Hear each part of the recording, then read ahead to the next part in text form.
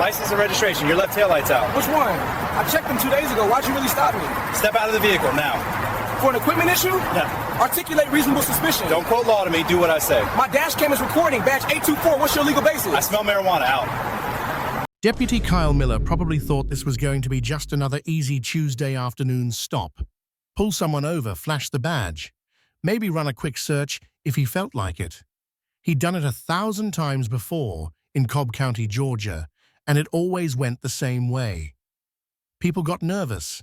They handed over whatever he asked for. They didn't ask questions. But the man sitting calmly behind the wheel of that black SUV me wasn't like the others. I'd spent the last 15 years teaching law students how to dismantle sloppy police work in courtrooms. I could recite Fourth Amendment precedent the way most people recite the lyrics to a Drake song, and my dash cam was capturing every single mistake he was about to make. By the time this encounter ended 20 minutes later, Miller would be looking at termination papers, a federal lawsuit, and the complete destruction of his 10-year career. This wasn't just a traffic stop gone wrong. This was about to become required viewing in police academies across the country as the perfect example of what happens when you mess with someone who actually knows the law. Before I dive deeper into this incredible story, I need to ask you something. Where are you watching from right now? Drop your country or state in the comments below. And if you appreciate stories about people who stand up for their rights and know the law, please hit that subscribe button.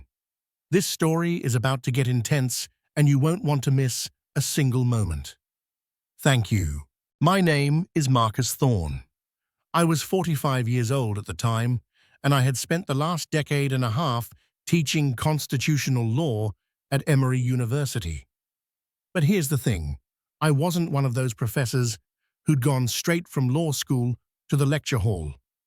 I had spent 8 years in the trenches, first as a public defender, handling real cases, civil rights litigation, unlawful search defenses, and police reform work. I didn't just lecture about Fourth Amendment violations from a dusty textbook.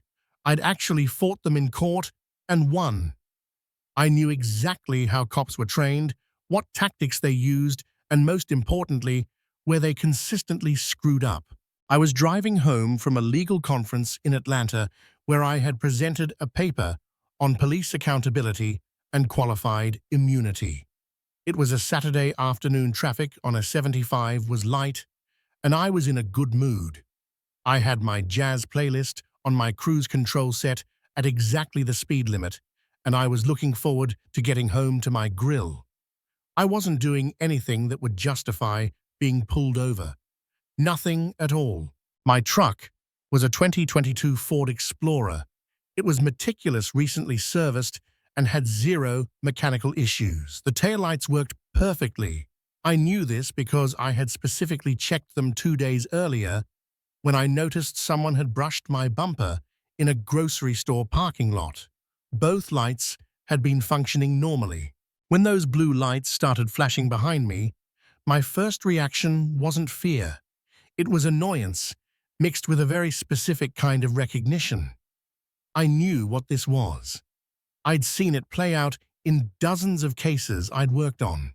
The pretextual stop, the made-up violation, the escalation that would follow when I didn't immediately fold. And yeah, I knew exactly what demographic pattern was probably driving this encounter. Black man, nice truck, driving alone. I'd literally written academic papers analyzing this exact scenario. I pulled over, carefully signaled, and came to a complete stop on the shoulder. I turned off my engine, placed both large hands on the steering wheel at 10 and 2, and waited. My dash cam was already recording. I had installed it 8 months earlier specifically because of situations like this.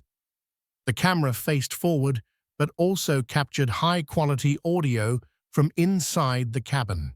Everything that was about to happen would be documented. Deputy Kyle Miller was 32 years old with 10 years on the force. And if you looked at his record, which people eventually would, you'd see some interesting patterns. His traffic stops skewed heavily toward black male drivers, statistically impossible to explain by coincidence. Those stops also ran longer, got more invasive, and somehow he always seemed to detect odors or observe suspicious behavior that justified searches. But nobody had actually sat down and crunched those numbers yet. Nobody had connected the dots. He'd been doing this for a decade, and the system had just let it slide. That was about to change in a major way. Miller approached my driver's side window with the kind of swagger that came from years of people complying immediately with whatever he said. He expected this to be quick. Flash the badge, claim some violation, maybe search the truck if he felt like it, and send me on my way with a warning and a reminder of who was in charge. That's how it usually went. I rolled down my window halfway, just enough to communicate, not enough to give unnecessary access to the interior of my vehicle. License and registration, Miller said. Not good afternoon. Not, do you know why I stopped you? Just a demand. I kept my voice deep, calm, and professional. I'd like to know why you pulled me over first, please. Miller's expression shifted slightly behind his sunglasses. Most people didn't ask questions first. Most people just handed over their documents. Your taillight is out, he said. I knew immediately this was false. Which one? The left one. Deputy, I checked my lights 2 days ago. Both were working. Is it possible you're mistaken? Miller's jaw tightened. Step out of the vehicle. And there it was. The escalation. The attempt to turn a supposed equipment violation into something more. I had seen this pattern 100 times in cases I'd defended. Officer makes a questionable stop. Driver asks reasonable questions. Officer gets defensive and escalates. Here's a question, and be honest in the comments. Have you ever been pulled over for something you absolutely knew wasn't real? Yes or no? Just drop it below. Drop. For a taillight violation, you don't have the authority to order me out of the vehicle unless you have reasonable suspicion of another crime, I said calmly. Miller leaned down closer to the window. His voice got harder. Excuse me, I'm giving you a lawful order. I maintained my composure. A taillight is an equipment violation. Under Pennsylvania versus Mims, you can order me out during a traffic stop, but that doesn't mean every request is reasonable under the Fourth Amendment. What is your reasonable suspicion that I'm engaged in criminal activity beyond this alleged equipment violation? The mention of case law stopped Miller cold. Most people he pulled over didn't cite Supreme Court decisions. Most people didn't differentiate between what officers could theoretically do and what the Constitution actually allowed. My justification is that I'm a police officer and you need to do what I say, Miller said, his voice rising slightly. Now, that's not how the law works, I replied, my tone remaining steady. I'm Professor Marcus Thorne. I teach constitutional law at Emory University. And right now, you're violating my Fourth Amendment rights. If you have reasonable suspicion of criminal activity, please articulate it. Otherwise, you need to either issue me a citation for the alleged taillight violation or let me go. I don't care if you're the president, Miller said, his hand moving to his duty belt. Get out of the car, now. I noticed the hand movement. I noticed the elevated voice. I noticed the lack of any legal justification. And I made a decision. My dashcam is recording this entire encounter, I said, clearly making sure my voice was captured on audio. Deputy badge number 824. Everything you're saying is being documented, so I'll ask again. What is your reasonable suspicion that justifies ordering me from my vehicle for an equipment violation? The silence that followed lasted about 5 seconds. 5 seconds where Miller stood there, trying to figure out how to handle someone who actually knew the law, someone who wasn't intimidated, someone who was documenting everything. You're being uncooperative, he finally said. No, sir. I'm asserting my constitutional rights. There's a significant difference. If you believe my taillight is out, you can issue me a citation. I'll sign it and be on my way. But I'm not exiting my vehicle without reasonable suspicion of criminal activity, and you haven't articulated any." Miller's face was getting red. "Now you know what I think I smell marijuana. Step out of the vehicle." My expression didn't change, but inside I was noting every word. The manufactured probable cause, the attempt to create justification after the fact. This was a textbook Fourth Amendment violation, and it was all being recorded. "Deputy, I don't use marijuana. I haven't smoked anything. There is no marijuana in this vehicle. What you're doing right now is creating false probable cause to justify an illegal search, and it's all being documented." "Are you calling me a liar?"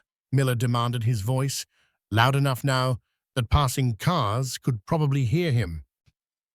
"I'm saying that you're claiming to smell something that doesn't exist in order to manufacture probable cause for a search you have no legal basis to conduct. Those are facts, not accusations. Now, I want to know what you think about something. Should I have just gotten out of the car to avoid making things worse? Drop your take in the comments." Miller pulled out his radio. "Send back up to mile marker 260 on I-75 North. I have an uncooperative driver refusing to exit the vehicle." I heard the radio call and knew exactly what was happening. Miller was trying to turn this into a bigger situation, hoping that the presence of more officers would intimidate me into compliance. It was another tactic I had seen in dozens of cases. "Deputy, I'm not being uncooperative. I'm exercising my rights. You stopped me for an alleged equipment violation. You've provided no reasonable suspicion of criminal activity. You've manufactured a claim about smelling marijuana that is demonstrably false. And now, you're calling for backup to intimidate me into consenting to an illegal search. All of this is being recorded, and all of it will be presented in the complaint I file with your department and potentially in federal court." The words "federal court" seemed to register. Miller took a step back from the vehicle. His face was still flushed, but something in his demeanor changed. Maybe he was starting to realize this wasn't going the way he expected. Maybe he was starting to understand that I actually knew what I was talking about. Within 3 minutes, 2 more patrol cars arrived. 2 officers got out and approached. Their names were Sergeant Davis and Officer Patel. Both had been with the county for several years. Both immediately recognized that something about the stop didn't look right. "What's the situation?" Sergeant Davis asked Miller.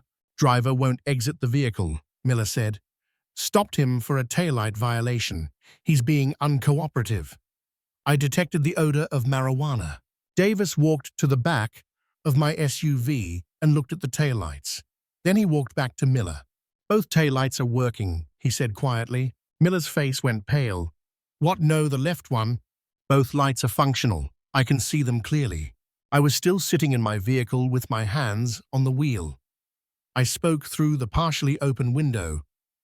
"Sergeant Davis, is it? Thank you for verifying. I'm Professor Marcus Thorne from Emory Law. I was pulled over for what Deputy Miller claimed was a broken taillight. When I asked for his reasonable suspicion to order me from the vehicle, he couldn't provide one. When I informed him I was exercising my Fourth Amendment rights, he claimed to smell marijuana, which doesn't exist in this vehicle. This entire encounter has been recorded on my dash cam." Davis and Patel exchanged a look. They both knew what they were dealing with. A bad stop. An officer who had escalated unnecessarily. A driver who happened to know the law better than the officer who stopped him. "Sir," Davis said, his tone completely different from Miller's, "I apologize for the confusion. Are you willing to have me verify that there's no marijuana odor in the vehicle?" I considered this. Davis seemed reasonable, and I knew that allowing a brief investigation might actually help my case. If multiple officers documented that there was no marijuana, It would further demonstrate that Miller had fabricated probable cause. Sergeant Davis, I'll consent to you approaching my window and making that determination, but I'm only consenting to that specific action. I'm not consenting to any search of my person or vehicle. Davis approached the window carefully and professionally. He leaned in slightly, took a breath, and stepped back. Sir, I don't detect any odor of marijuana or any other controlled substance. I nodded. Thank you, Sergeant. Can you please document that in your report? Davis turned to Miller. We need to talk, he said, his voice low but firm. The three officers walked back toward their vehicles. I couldn't hear what they were saying, but I could see the body language. Davis was doing most of the talking. Miller was defensive, his hands gesturing. Patel was standing with his arms crossed, shaking his head. The conversation lasted about 4 minutes. Then Davis walked back to my vehicle alone. Professor Thorne, Davis said through the window, I'm very sorry for how this stop was conducted. You're free to go. No citation will be issued. If you wish to file a complaint about this encounter, you can contact the Internal Affairs Division. The number is on the back of my card. He handed me his business card through the window. I appreciate your professionalism, Sergeant Davis, I said, accepting the card. I will be filing a complaint, and I'll be requesting all dash cam and body camera footage from this stop through a public records request. That's absolutely your right, sir. Drive safely. I started my engine, checked my mirrors, and pulled back onto the interstate. The entire encounter had lasted 20 minutes. 20 minutes that were about to cost Deputy Kyle Miller everything. I didn't wait until I got home. I pulled off at the next Starbucks and immediately sent 3 emails. One to the Internal Affairs Division with a detailed account of what happened. One to my personal attorney, who specialized in civil rights cases. And one to the ACLU of Georgia, which I had worked with before on police accountability issues. I also uploaded the dashcam footage to a secure cloud storage service and made several backup copies. I had learned from experience that evidence had a way of disappearing when it was inconvenient for law enforcement. By Monday morning, my complaint had reached the desk of Captain Lewis, who supervised the unit that included Miller Davis and Patel. Captain Lewis was a veteran who didn't play games. When he watched my dash cam footage, he knew immediately this was serious. The video showed everything. Miller's stop based on a false claim, his inability to articulate reasonable suspicion, his attempt to order me from the vehicle without justification, his fabrication of marijuana odor to create probable cause, his call for backup to intimidate a driver who was lawfully asserting his rights. It was, as I had said, a textbook Fourth Amendment violation. Captain Lewis called Miller into his office that afternoon. Tell me about the stop on Saturday, Lewis said, his voice neutral.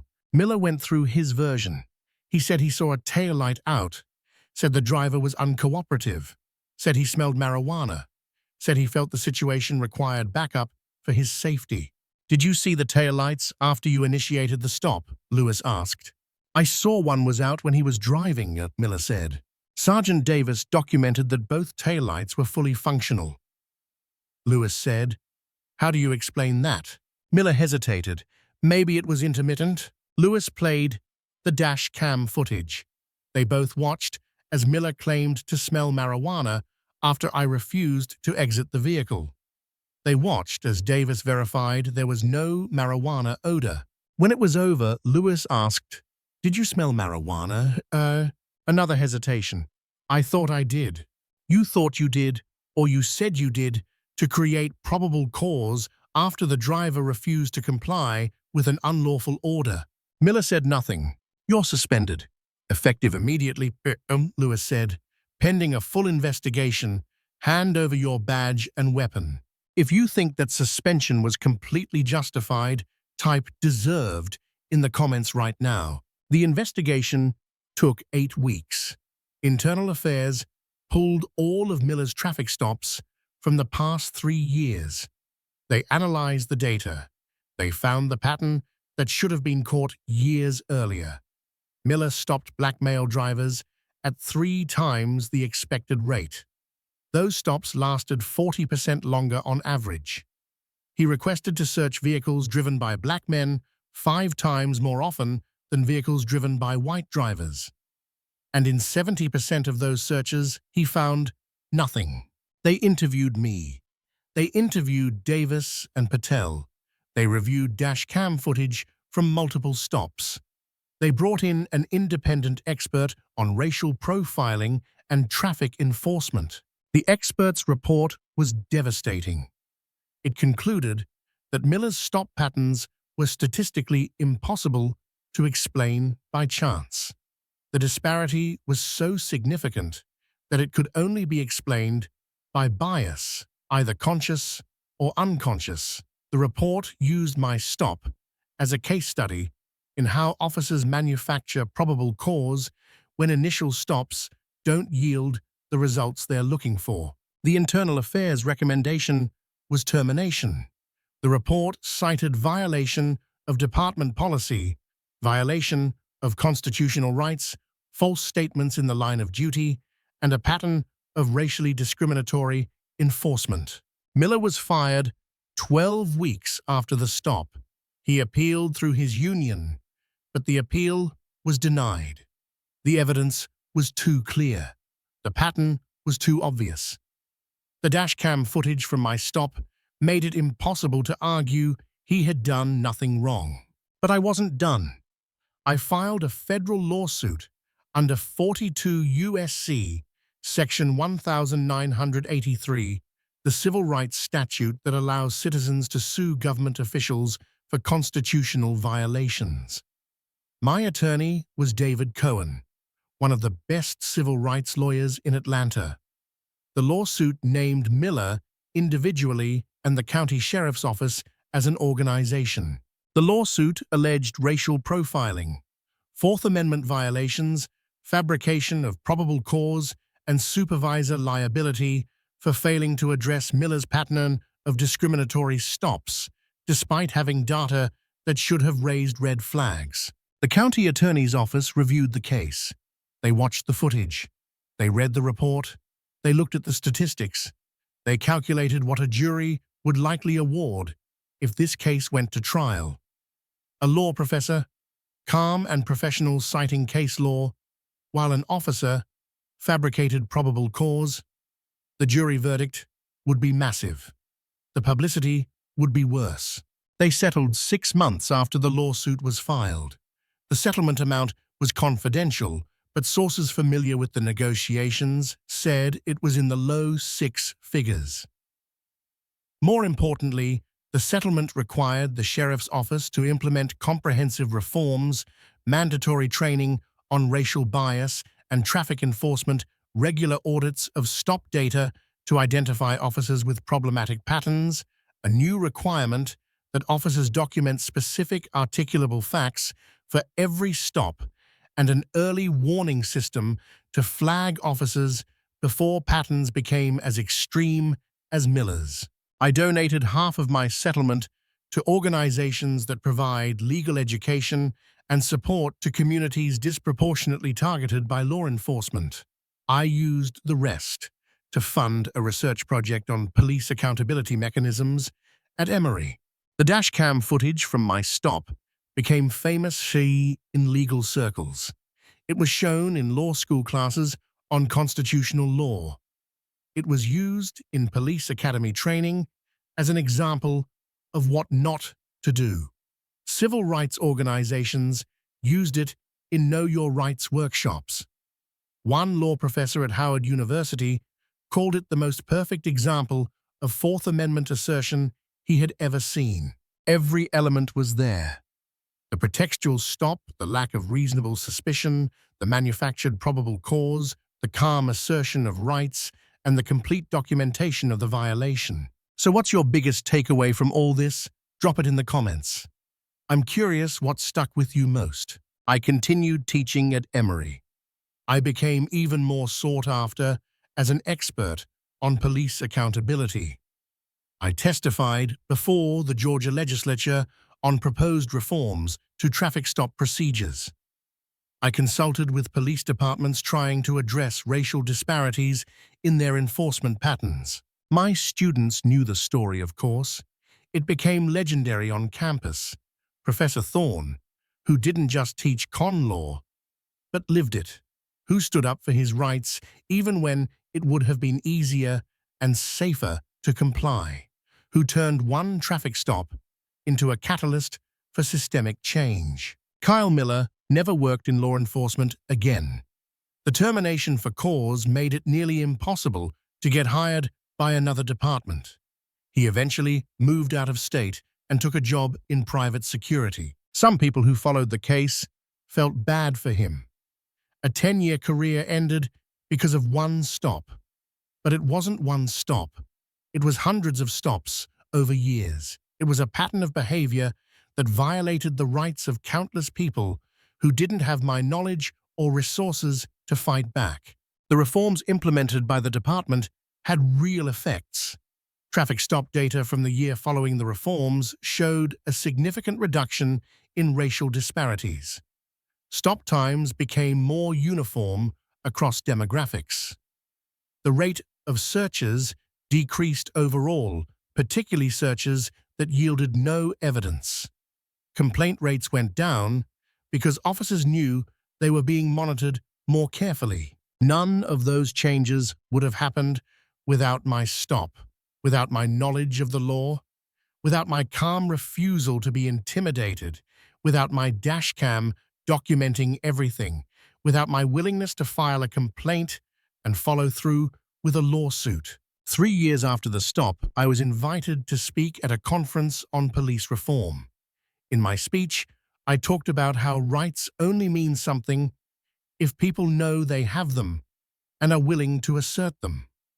I talked about how documentation is crucial because the system often favors the word of officers over citizens.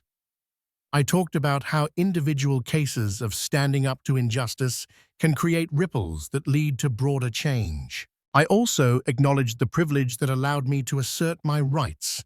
I had education resources, legal knowledge, and professional status that provided some protection. Many people don't have those advantages. They can't afford attorneys. They don't know case law. They're afraid of what might happen if they push back. That's why systemic reform is so important. I said, people shouldn't need a law degree to have their rights respected. The location where I was stopped, mile marker 260 on I-75, became something of a landmark among people who knew the story. The spot where a law professor gave a deputy an education in constitutional law. The place where someone who knew their rights refused to back down. The moment that was captured on video and changed policy. Sergeant Davis, who had verified the taillights were working and documented that there was no marijuana odor, received a commendation for his professional handling of a difficult situation. He later became a training officer and used my case as a teaching example in his classes. This is what happens when we don't follow procedure, he would tell new recruits. This is why we need to know the law as well as the people we're stopping. The dash cam footage has been viewed millions of times online. The comment sections are always interesting. Some people praise me for knowing my rights. Others say, I should have just complied. Some focus on Miller's actions. Others talk about broader systemic issues. But everyone who watches it learns something about how traffic stops work and what rights people have during those encounters. If this story hit you the way it hit me when I lived through it, do me a favor and share it. Send it to your family. Send it to anyone who drives. Send it to anyone who's ever felt powerless when those lights started flashing behind them. These stories matter, and they don't get told enough. Make sure you're subscribed, because I've got more of these lined up. Real stories, real consequences, real people who decided they weren't going to just roll over. Click that button and drop a comment. I actually want to know, Could you have stayed as calm as I did in that situation? Could you have cited case law while some cop is standing at your window, getting angrier by the second? Let me know. Thanks for sticking with this one all the way to the end. Seriously, the fact that you're still here tells me you actually care about this stuff, and that matters more than you know. Here's what my story really comes down to. Knowing your rights is only half of it. The other half is having the spine to actually use that knowledge when it counts. Most people fold. I didn't. And because I didn't, an entire system had to change. Catch you in the next one.